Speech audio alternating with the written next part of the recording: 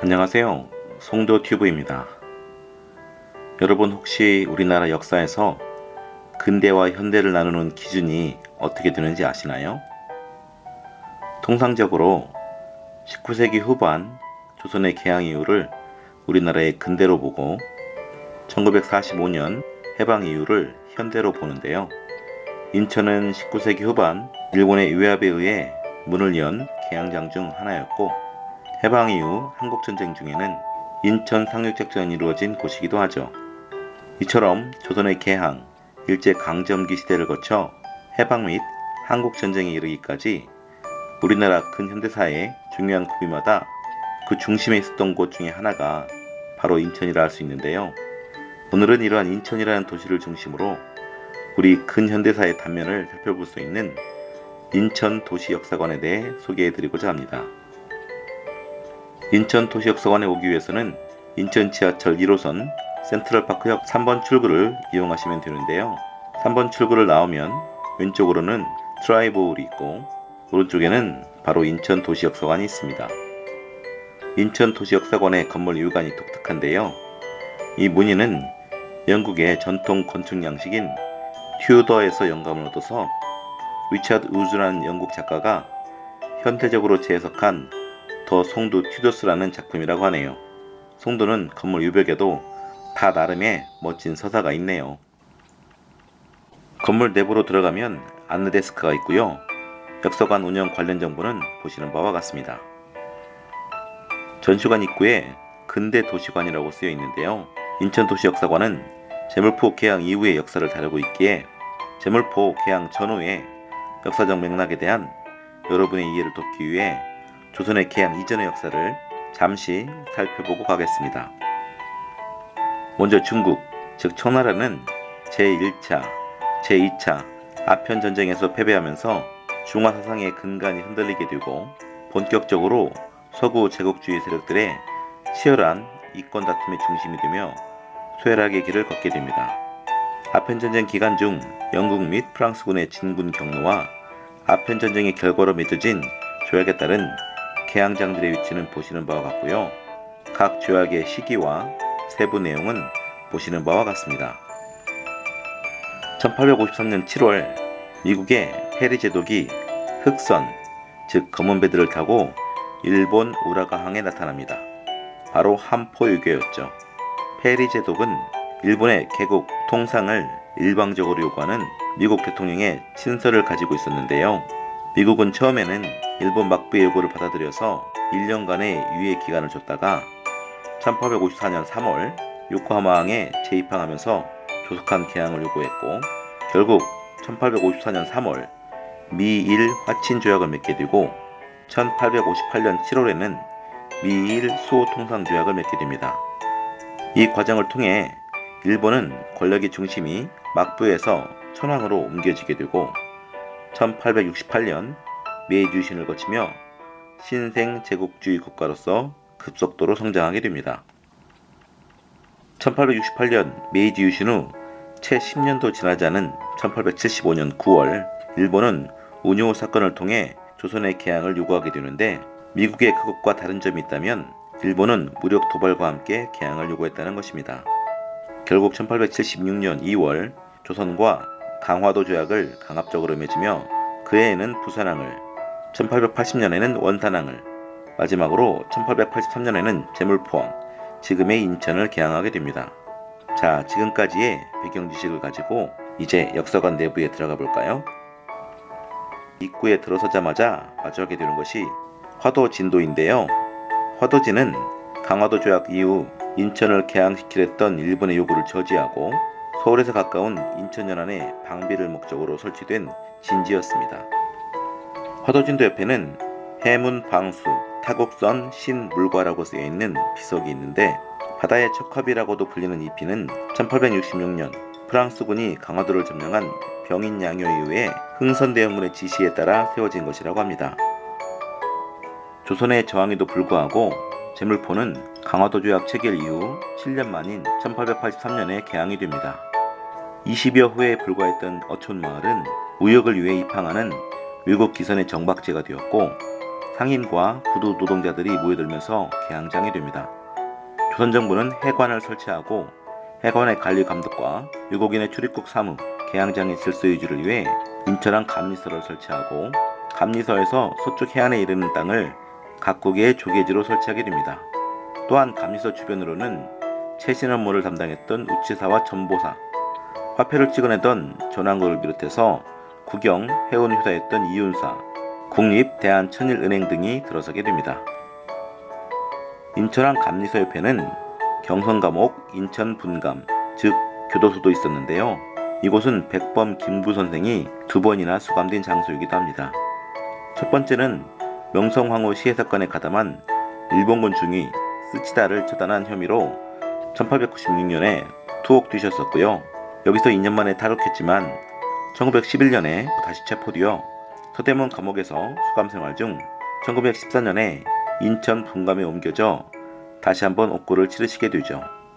해방 후 귀국한 김구 선생이 맨 처음 순시한 곳이 인천이었을 정도로 역사적으로 중요하고 의미 있는 장소인데 후세에 잘 보존되지 못하고 있는 것이 아쉽고 송구스럽기도 합니다. 조선이 일본이나 서양의 여러 나라와 무역을 시작하자 공장에서 생산된 값싼 상품이 국내로 쏟아져 들어왔고 이로 인해 조선의 소규모 수공업자들이 큰 어려움에 처하게 됩니다. 반면 조선에서는 쌀과 같은 생활 필수품과 금과 은 등 값비싼 상품이 대량으로 유국에 팔려가게 되면서 물가가 크게 올라 백성들의 생활도 급격히 나빠지게 되고 농민과 수공업자를 중심으로 한 경제의 기초가 흔들리면서 조선의 국력도 점점 쇠약해지게 되죠. 개항 이후 제물포에는 외국인 전용 거주구역인 조계가 설치되는데요.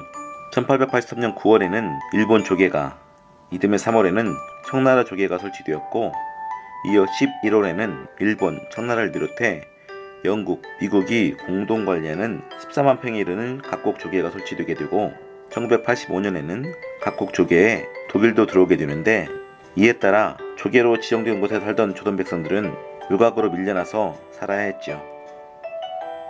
일본군은 동학 농민운동 진압을 핑계로 제물포에 상륙하였고 얼마 지나지 않아 청일전쟁을 이기며 청나라대에 조선에 대한 우월적 지위를 갖게 됩니다.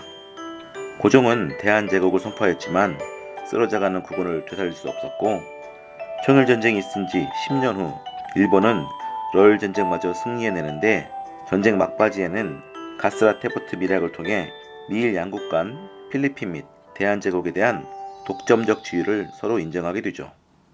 이후 일본은 을사늑약을 통해 대한제국의 외교권을 박탈하고 최종적으로는 경술국치를 통해 국권을 침탈하게 되는데 청일전쟁, 러일전쟁 모두 전쟁터가 조선이었으니 조선 백성의 고통은 어떠했을지 마음이 참담합니다. 1897년에 촬영된 경인철도 1차 기공식 사진인데요. 1895년 10월 명성황후 시해 이후 이때까지 상복을 입고 있는 조선 관료들의 모습. 1876년부터 1898년까지 조선이 외국과 맺은 불평등 조약을 모아놓은 약장하편 상권, 청일조계지 경계 계단을 만드는 조선 백성들의 모습, 그리고 이렇듯 화려함 속에서 쓰러져가는 나라를 내려다보는 그 당시 조선 선비의 모습이 참 많은 것을 생각하게 하네요. 1905년 11월 을사늑약을 체결한 일본은 1906년 2월 조선 통감부를 설치하고 대한제국의 외교권을 박탈하게 됩니다.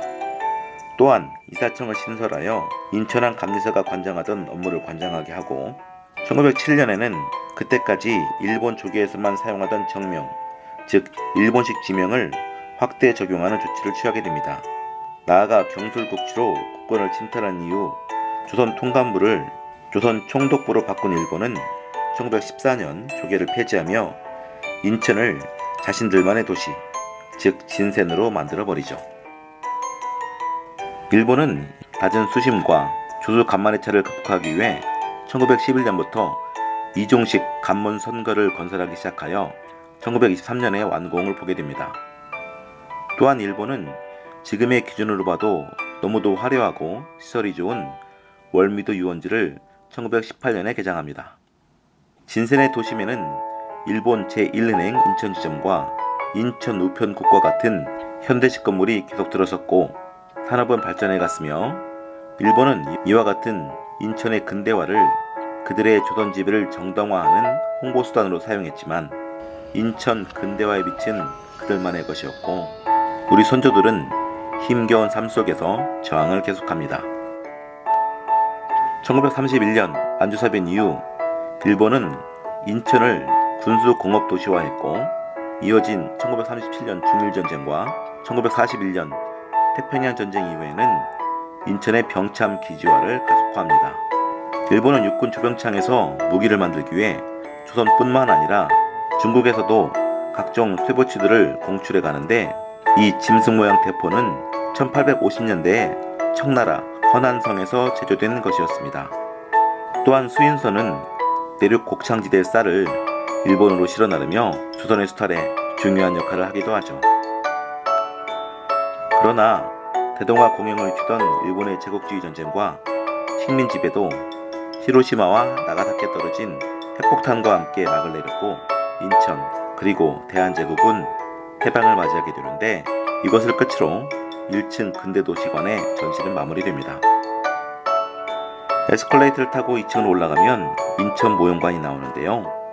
이곳에서는 송도에서부터 김포까지 이르는 인천 지역뿐만 아니라 영종도와 강화도의 모습을 대형 모형으로 만나실 수 있습니다.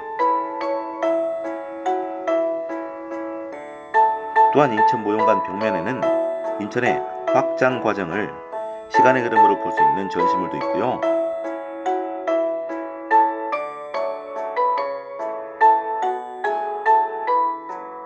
해안 내립에 따른 공간의 변화를 한눈에 볼 수 있는 전시물도 마련되어 있습니다.